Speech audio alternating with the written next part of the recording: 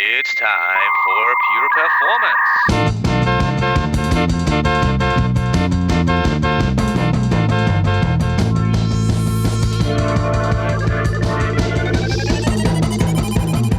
Get your stopwatches ready. It's time for Pure Performance with Andy Grabner and Brian Wilson.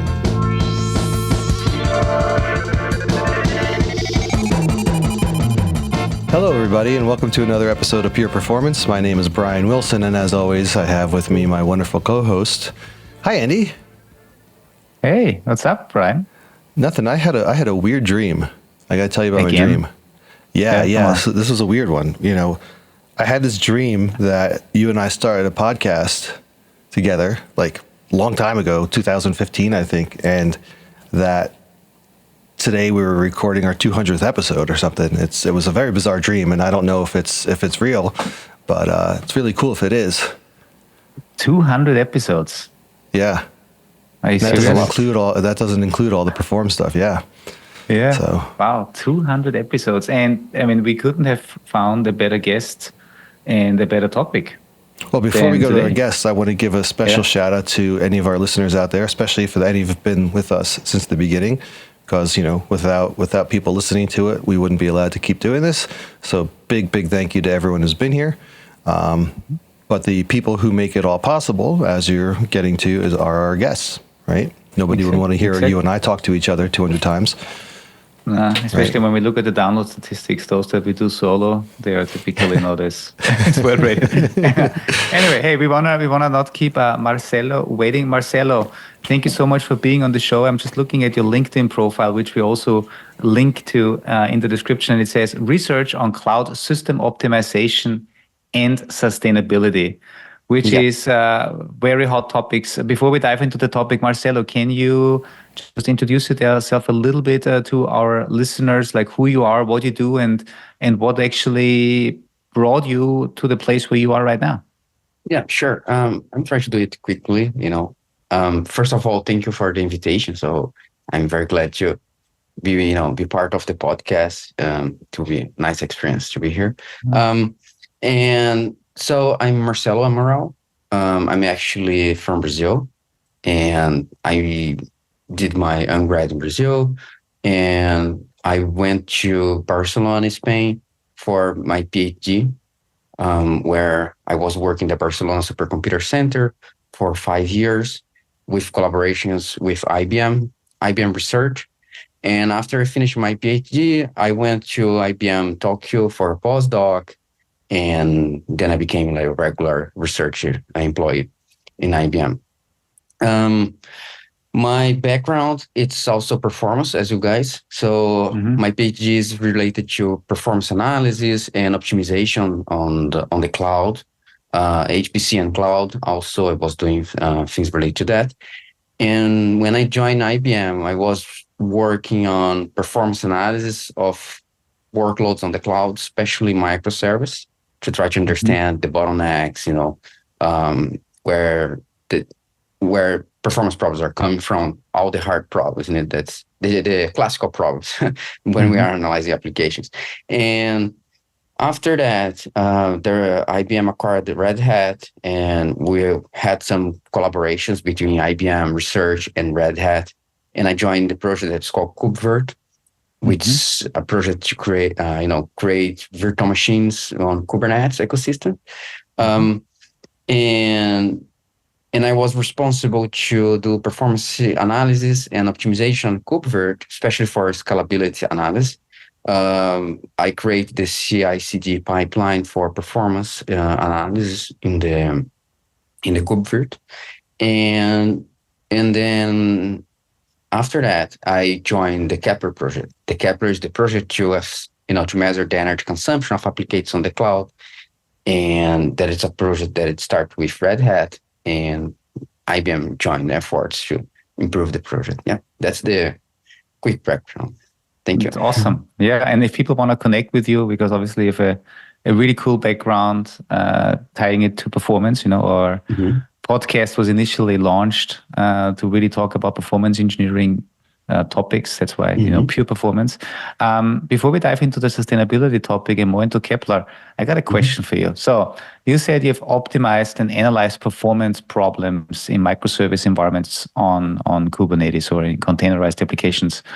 What is like the number one thing that like is kind of shines out of being typically the reason for systems not performing, not scaling? Is there number one thing, or maybe about what are the typical things you found?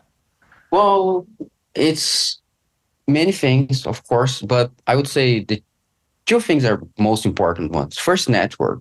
Latency, it's very important for a microservice. It's very small message, so throughput normally is, of course, depends on which microservice you are analyzing, but its latency typically is more important for microservice. They are a small service sending small message around, and if there are some jitter or something that is happening with the network, it is not stable enough, we can see a lot of problems with that. And storage also depends if you have database, things like that.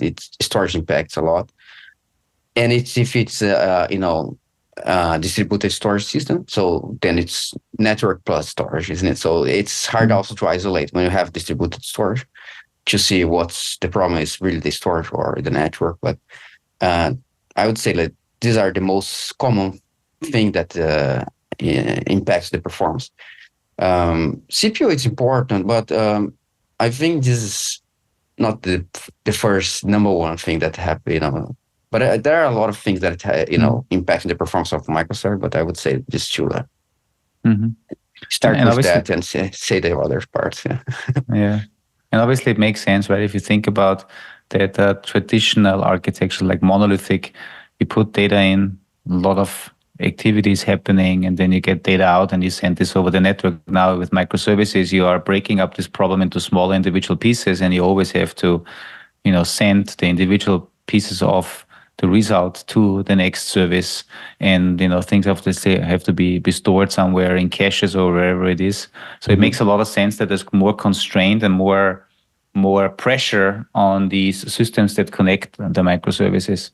Now, do you feel that most of these problems could have been avoided by better design of the microservice and also like the type of data that was sent back and forth and stored? Or was it more that the underlying setup of, let's say, your network itself, and I don't know, maybe in a Kubernetes environment, for me, always service meshes comes to mind, or any proxies in the middle?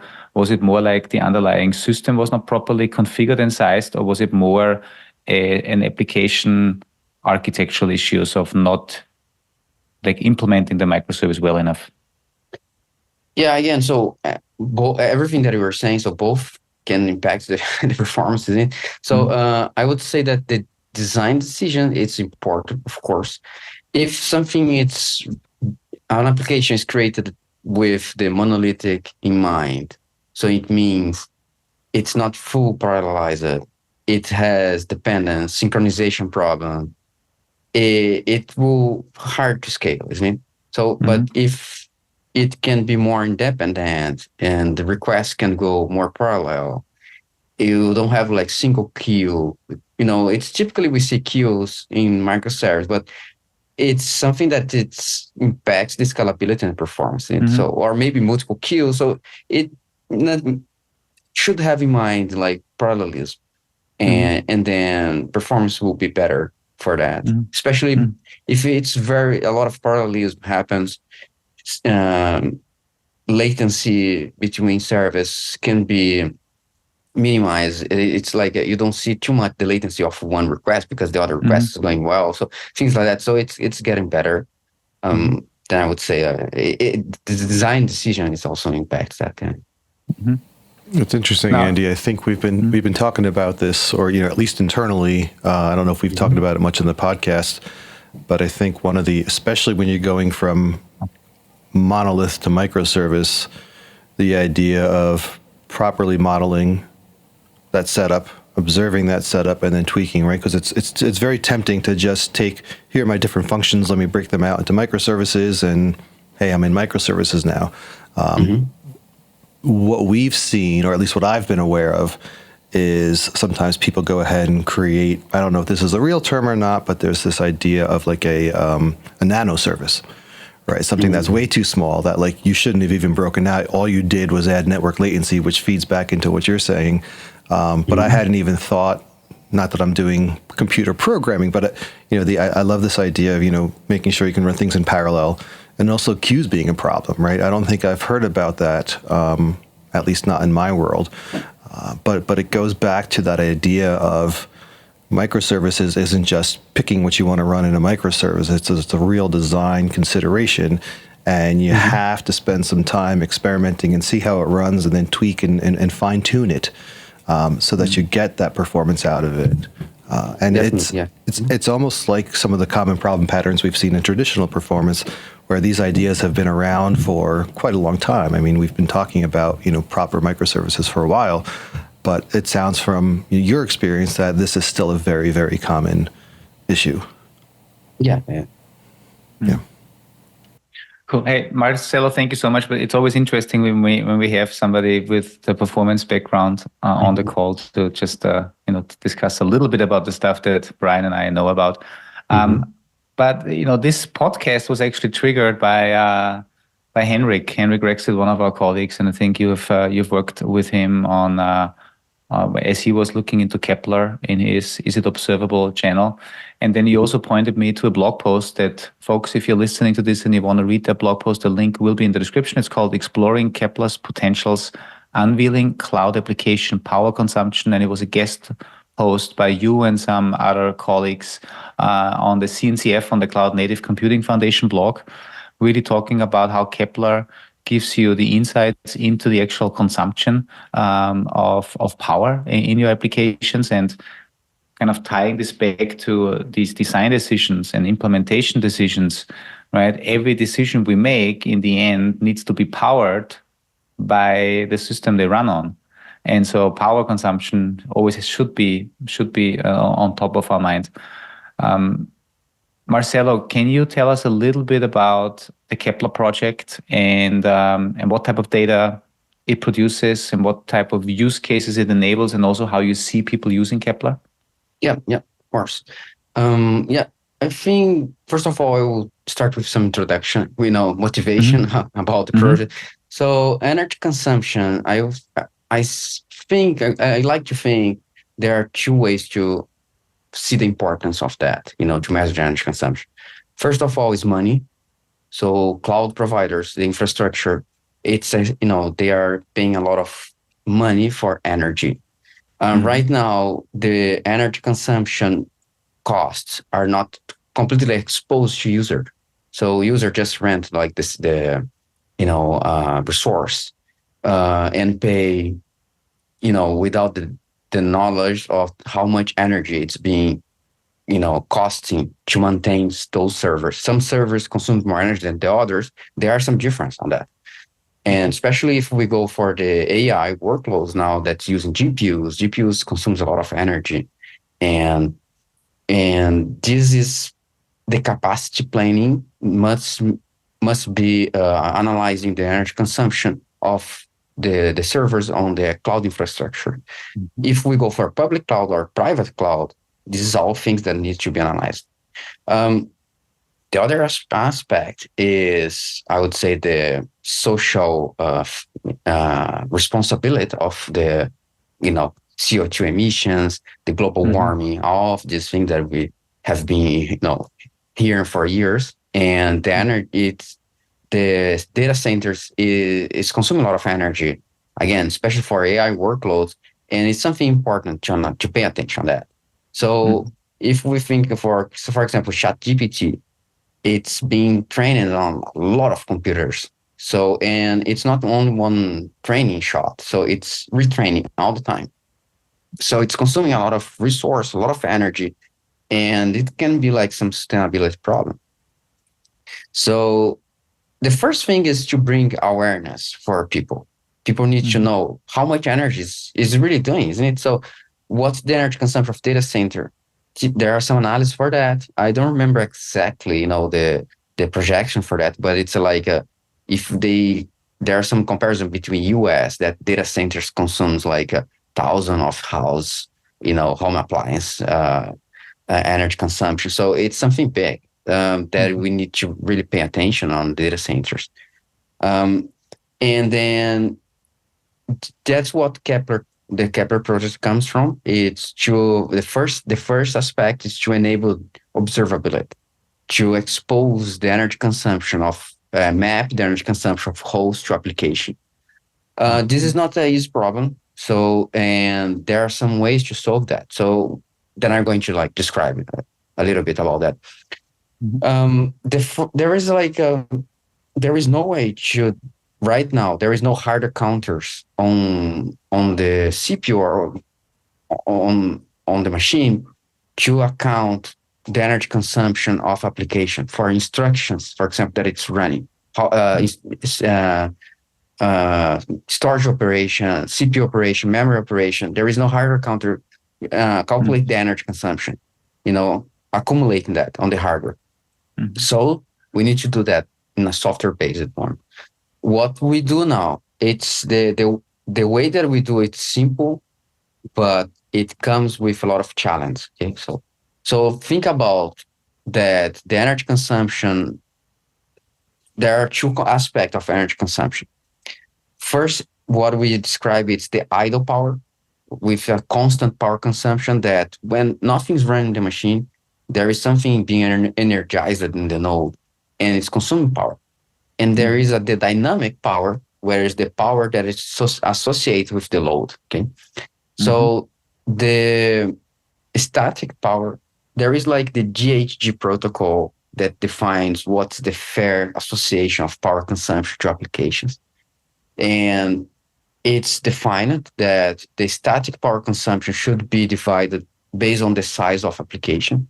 It's like if you are in a condo and then the bigger house pays more, So if the application, your virtual machine is allocating more resources, so it will be, associate more static power to this virtual machine. And the dynamic power is related to the resource utilization. So it's using CPU. And then it's the analysis is if 10%, if that one application is using 10% of the CPU, the 10% of the energy consumption is associated to this application. It's very simple like that. Of course, defining CPU utilization can be complex. It's instruction, cache. There are a lot of components inside. But just to general view, we get resource utilization and do this one-to-one mapping for resource utilization with the dynamic power. So given that, so then we have two scenarios on the cloud where we have directly access to bare metal and virtual machines. So bare metal, we have more flexibility, more access to things. And virtualization actually hide things from the users. And so virtual machine actually doesn't expose things from the bare metal. Then we need to discuss these two different ways that how we tackle the problem. So bare metal is the easiest one. So typically bare metals has sensors that measure the energy consumption of the node and the resource. For example, Intel machines, x86, Intel created an application that it's called RAPL that do some analysis. It's software based, but it's based on hardware counters and the currents and voltage. It estimates the energy consumption of the CPU and with a very good accuracy. So there are a lot of works that have done some analysis with external meters and compare what RAPL is exporting and what the external meter is actually saying what the CPU is consuming the energy. And it typically has a good match. There's, of course, always some precision loss when we are doing estimation, but there is a good occurrence for that. AMD also has things like that. GPUs, NVIDIA GPU, actually, at least NVIDIA GPUs also expose the energy consumption of GPUs. ARM machines, I don't know. We have idea to extend it for ARM, but it's an ongoing project that we are doing that. So we don't know exactly how to do it right now. At least I don't know. So maybe other people from the community know, but I'm not aware how measure the energy consumption of ARM system right now. But it should have some API. Just need to do some investigation for that. So given that, I'm saying there are some APIs that expose the energy consumption of the node, the total node energy consumption, or for a specific resource. So we can break down the energy consumption. CPU, DRAM, storage. So depends on the availability of information, we can associate this energy consumption to the application based on the resource. Again, the dynamic power based on the resource utilization. And bare metal, we have access to that. On VMs, on the other hand, we don't have access to that, especially because there are two problems, many problems why VMs not expose that. So first of all, is security. The direct information from the host, we don't typically in the public cloud is not exposed to VMs, because it's contain information of other VMs in it. So the total information from the node doesn't go there. It could be, so we have like this also envision this idea in Kepler. So maybe in the future of cloud providers, they will expose these things, but not right now, is to measure the energy consumption of VMs and expose that. Can be in different ways. Just with hypervisor hypercalls inside the VM, we can access that. A file that it's mounted to the VM or external API. The user has its own, token and can access information about this own VM. And then, but since we don't have that right now, it's something that we are just proposing, and maybe in the future, cloud providers can have that. It would be much better. We use power models. So for VMs, that's what Kepler is doing. Like, what's the power model? It's just like a simple regression. So we collect in a bare metal node, collect the energy consumption of the node, the resource utilization of application, and by running a lot of different workloads with different configuration, change the CPU frequency, collecting a lot of data, we just do some regression. And the power model is the regression. Can be linear, can be non-linear, depends. We just run multiple algorithms and check which one has better occurrence to estimate, and this will be the power model that will be used. That's Kepler is doing. And then those power models are public available. So Kepler, I think I didn't introduce that. I think it's a good time to do that. Kepler is an open source project, totally open. So there is no commercial version of Kepler right now. And there are a lot of people, different companies are contributing to Kepler. And Kepler is the first project related to measure the energy consumption of application that becomes a CNCF project. So it's a Kubernetes official project that it's related to CNCF. So I think that's one of the main differentiation of Kepler right now. It's fully implemented to be part of Kubernetes, but it can also run standalone outside Kubernetes for example, IoT use case where it cannot be running Kubernetes, kubelet in the node because it's not powerful enough, the device, and can run Kepler standalone inside and expose metrics. So, back into the virtual machine. So we have power models, and power models has limitations, of course. First of all, occurrence. It can have some penalties because it's a regression. It's impossible to run all the scenarios where all different kind of applications. We try to stress a lot of different scenarios, a lot of different applications, but it will be never perfect. But we have very high occurrence for the models that we train. But there are some other more important, limitation for power models. One that I think this is important to say is, again, so I was telling you that we have dynamic power and the static power, the idle power. And the idle power must be divided by the VMs that are running the node on the cloud. But on public cloud, we have no idea how many VMs are running the node. Although we can know the CPU architecture, the bare metal node that the VM have some information about which the bare metal node that the VM is running on. We don't know how many VMs are running. So for right now, what we do is we don't expose the idle power.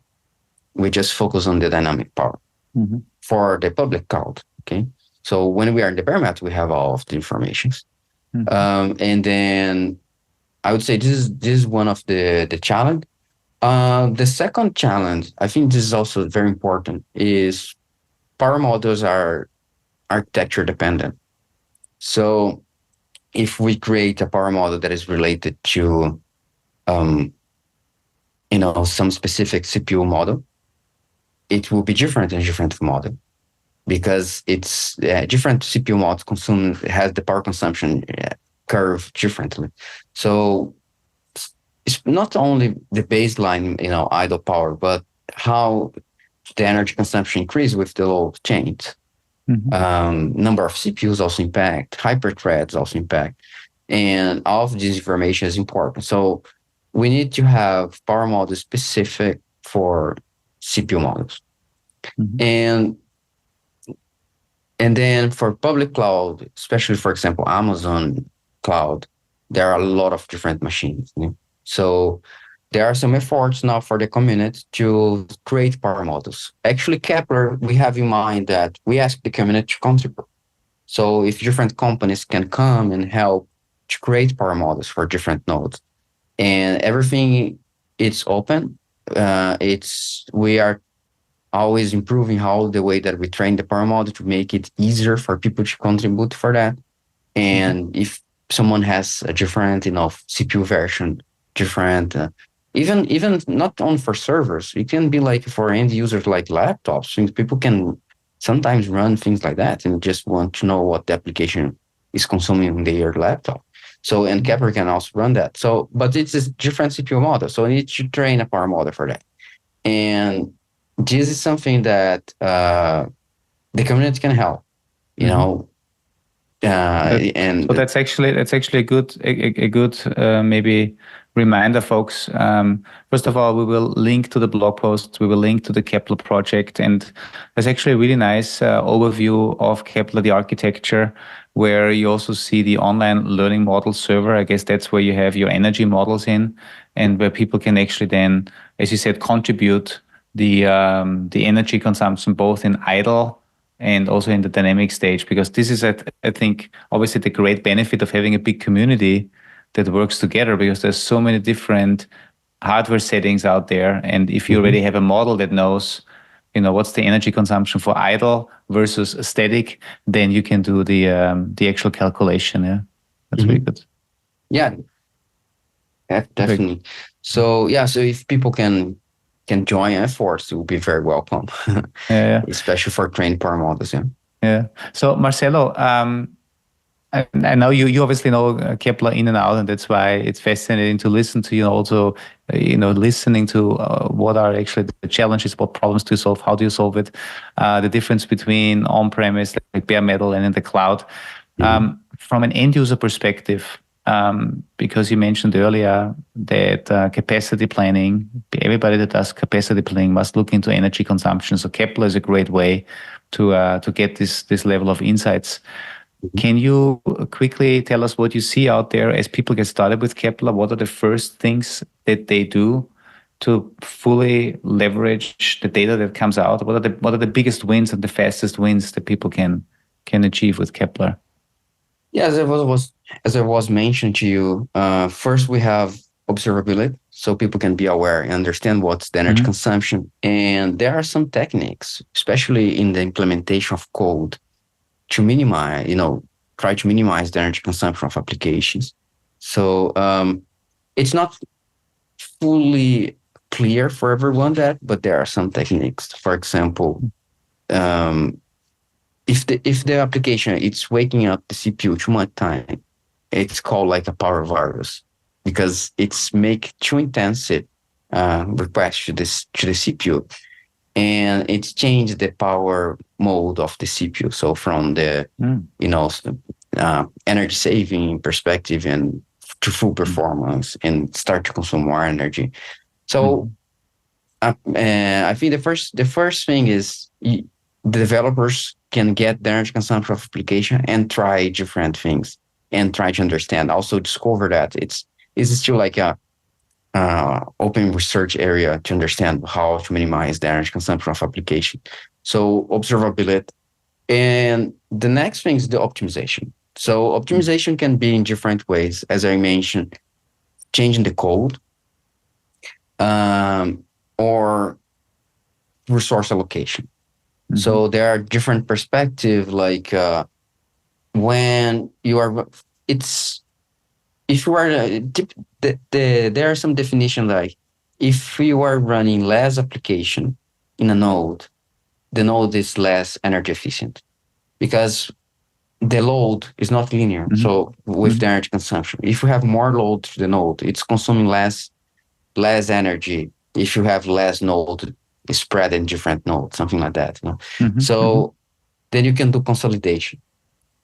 This is on the energy efficient perspective. But if you go to the CO2, it also has the impact of what's the energy source? What's the is it solar panels? Is it like with pole or something? Wind. Exactly. Yeah, wind. Exactly. Thermal. So thermal. It's changed the CO2 emission. So, and also it's not only regional based, it's also time based. Also it's seasonal. So if it's winter or summer, depends on the country, it's changed also the CO2 emission for the data center. So based on that information, it's possible to do optimization to allocate resource. There are some projects that's called Clever. It's part of Kepler. It's inside the sustainability AI umbrella. It's like a sibling project of Kepler. So it's using Kepler information to actually optimize and allocate resource on Kubernetes and try to understand the energy consumption and CO2 emissions for different regions and time based and allocating, scheduling the pods to different nodes based on that to try to optimize things. So again, I think the first thing that the user should do is just install Kepler. It's expose metrics to Prometheus. So deploy Kepler. Then we have also the Grafana dashboard, so the user can just install and go there and check the energy consumption. See how the application is scaling, or what's the energy consumption is also scaling there, and see how the application is using, and play around. So try to understand and do some optimizations to see how the application can be more energy efficient. And this, the other hand, it's if it has access, depends. So the user sometimes doesn't have access to the Kubernetes. It's just the user perspective. So, but maybe can ask, the system administrator to, okay, so we want to make our cluster more energy efficient. So we want to have better scheduling decision in Kubernetes to allocate resource more sustainability way. So then we can go for different projects. For example, Clever, which try to optimize the resource allocation. Yeah, cool. And I gotta remind everybody, like you've talked a lot about the architecture and what type of data it produces. The blog post that you wrote, Marcelo, or co-author with a couple of your colleagues, is really doing a great job, also with visualizations on the architecture, how you get the data on the different types of hardware. So really, check it out. I know this is a podcast and it's audio, but sometimes visually it just helps. And this is why I check out the blog post, also the Git repository. Now you said Kepler is obviously producing then Prometheus metrics that give you the energy consumption on. And I'm looking at the at one of the dashboards. There was a Grafana dashboard on the page that is linked. I think it's on the consumption per namespace, the consumption per pod.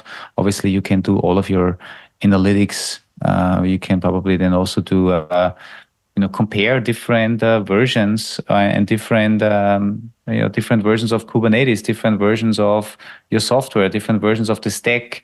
You can compare different types of hardware, different types of sizes. So that's the interesting new field where performance engineers, site reliability engineers, I don't know, energy engineers. Maybe we need to have a new term.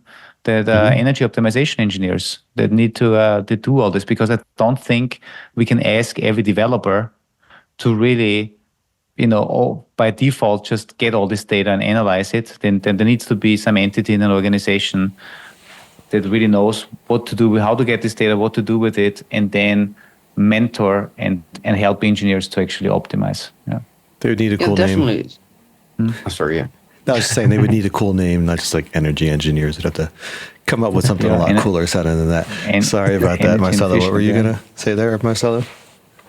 No, I think you mentioned something very interesting. So, the users, run that and start to understand what the metrics means. Isn't it? So, I would say there are a couple of things that we were actually talking since the beginning that we were saying about microservice. What's the design decision? If the design impacts the performance, things like that. It's kind of the same. So, design decision impacts the energy consumption, and also the programming language. So there are some studies that says, for example, Python, because it's interpreter language, it consumes a lot of energy, much more than C, for example. Also, performance is much better with C, C++. So then it depends on the perspective, the decisions, how we implement things. If we want to become more, improve the performance, but also improve the energy consumption, the programming language is also something important. Of course, sometimes not possible to change all the application, but in the microservice world, that is the interesting part. So you can change one service, maybe. You start, small, change one thing. Okay, let's switch for a different programming language, this one, and see how it impacts the performance and the energy. And people can start to play around and try to understand better how things behave. I also want to give a shout out here, Brian, to our friends from Akamas. Marcelo, for you, Akamas are a company from Italy, and what they have done, they have a system where they have like goal-based optimizations, and basically you say you want to optimize your JVMs or your Kubernetes configurations on, let's say, memory consumption on CPU, and then their system is using observability data and then constantly making changes to all of the hundreds and thousands of settings we have in the JVMs and in the CLRs and in Kubernetes to basically find an optimal setting for the application under certain workload. Because what they've found out, right, if you go to the Java world where Brian and I have, done a lot of work, the way how you're selecting a garbage collector, that has a big impact, the heap sizes.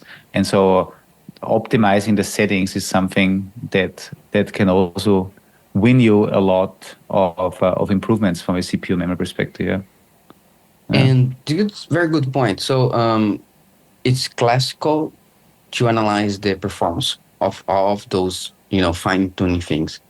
But how is the energy consumption? So maybe it's linear related, but maybe it's not. So that's the interesting part. Like energy consumption is start to be some hot topic.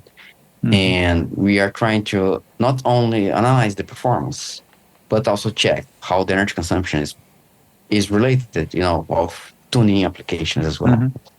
Yeah, that brings me to the thought I've had for a lot of thoughts have come into my mind, and as this discussion has unfolded. So first of all, thank you for getting my brain working this morning and really sparking a lot of imagination. But you mentioned, we had someone on the podcast a little while ago who was talking about data center power, right? And as you mentioned, so power source considerations, time of day considerations, and shifting your load to different centers that you have. Now you're bringing into the idea of like the code and the application power consumption, observability of that power consumption, which then leads me directly into the similar idea of taking those numbers, the observability data, and automatically making changes based on the power consumption. But going back to our Andy and I's and your original career path, performance has to be consideration as well, right? What might be good for power consumption might destroy your performance, and vice versa, right? So as you were saying, and that was actually one of the questions, but you addressed it, is is power consumption linear or logarithmic, right? So at certain points it's more efficient, and then it loses efficiency. So just like we see, as performance, response times, and all starts going down, we can have tools that automate spinning up new instances of microservices to take care of that performance. But same thing, if we take that, then take the energy data and start managing based on that, now we suddenly can automate and optimize for both performance and energy, which I think would be a real fantastic win. Obviously, some of the challenges you'd have on that are some of these incomplete models that you have with the cloud providers and virtualization that you don't completely get to. But I think models are where we have to start, right? One other thought I wanted to get in here before we run out of time was it would be really interesting to see, right? Way back, I had like a 5-minute dabble or 5-minute exploration into capacity planning, right? And this was back in the bare metal days, and they had all these models and data algorithms based on CPU, brand, memory, and all this that you can plug in to see what your capacity might be based on your current workload. It would be interesting to get those models into a developer's IDE, right? So that when they develop, just in their IDE, it's running against that model. And as you're saying, the coding decisions, depending on what CPU or whatever model you're running on, it could then say, hey, and I just said say hey, and that's a new speech pattern that people do these days, and I just did it, so sorry everybody listening. The model can suggest rewriting the code or tell you that based on the model you picked on, this is an inefficient way to write your code. Maybe with AI in the future, it can suggest a fix for it, but at least even at the developer level, before you even get to the hardware, it'll expose these power, what would we call them? Energy regressions? That might be a new term too there. Maybe we need to start patenting these new terms. Yeah, I think there are a lot of things to explore. As you mentioned, AI, it's become like very hot topic to have like this generative AI to write codes, and they are solving problems. And of course, not like the full code, but it gives like the skeleton, to write things. But it's not based on energy efficient code, and so it's going to be like maybe the future to improve those kind of things and have those suggested skeletons also to be energy efficient. Awesome. Hey, Marcelo, I know this is the topic should have been discussed much longer than just the last couple of months or years, since we, as you mentioned earlier, as a world need to fight a lot of the impact we cause because of too much energy consumption, but I'm sure the topic will be discussed much longer. So hopefully keep doing your work, keep doing the great stuff on Kepler and on educating. Great that you contribute to the CNCF. And let's stay in touch, and let's make sure we have you back on the show with updates in a couple of months from now to see what's happening. Yeah, thank you very much. And if anyone has some questions, you can contact me, and I will be glad to answer things. Yeah, we'll definitely make sure to link your LinkedIn profile and whatever else you typically use for social media. Maybe one question that typically Brian asks, but I'll ask it now. Are you coming to any conferences? I don't know, KubeCon is coming up in Paris next, like in March. Is there a chance for people to meet you? I've been to the last KubeCon in, American KubeCon. I present Kepler there. It was like something that was interesting. I submit a talk for the next KubeCon, but let's see. How it goes. Well, if anyone from KubeCon is listening, put them on. It's interesting that you mentioned that it's in Paris, because I was hearing some, I didn't dive deep into it, but I was hearing some of the reports from the Paris Climate Summit that just happened. And a lot of what they were seeing is, although there was a commitment to draw down on energy consumption, and I don't know if it was just energy or oil, whatever they were looking at, but there's been an increase in a lot of these areas. And I think that goes and ties hand in hand to the more we introduce things like ChatGPT, the more everything in our life becomes electronified, right? Relying on computers for everything. That's going to keep driving up that demand. So at this point this is a critical point in Kepler and this energy modeling, because if we just continue going forward without considering that, it's just going to get worse and worse and worse. So I think the timing is, we should have been working on it long ago, obviously, but I think there's now starting to be that public awareness of it, right? So it's a great time to really be pushing these things. So thank you for what you're doing there. Thank you. Yeah, just to mention the last thing. So I think, sustainability is becoming like a hot topic as well in Europe, especially maybe in the Cook Compares can have some discussion about that. The government, European government is asking for all the companies that are using AI workloads to report their energy consumption. So then it starts to become something that the government's pushing, and it will attract much more attention. Yeah. In the future. And as I was joking about our last sustainability podcast, if we ever see the United States getting on board, then we know we'll be the last ones, right? So, but yeah, no, I think it's important. And to your point, there has to be that government regulation in there, because we know we can't just necessarily just trust businesses to do, right? They're always going to do what's best for the bottom line, right? That's and if sustainability is good for the bottom line, they'll do it, right? But there's the incentivizations that need to be in there. So awesome. I think you and everyone who are working on this, everyone who's working in that sustainability field is, again, thank you. Thank you for our children's future. Really, because it's, although it sounds, a little cheesy, it's definitely a very important topic. All right, and thank you for our listeners. This was I think an interesting topic for our 200th episode, because we consume power recording these. We consume power putting them up. But it's been a great run so far, and there's more to come, everybody. Hopefully, we'll see you. Hey, maybe we'll have you back on for episode 400. No, that's going to be 5 years from now. It'll be too late. It should be sooner. Yeah, absolutely sooner. Love to get updates from you. And great. Thank you. All right. Thank you, everybody. Thank you. Thank you.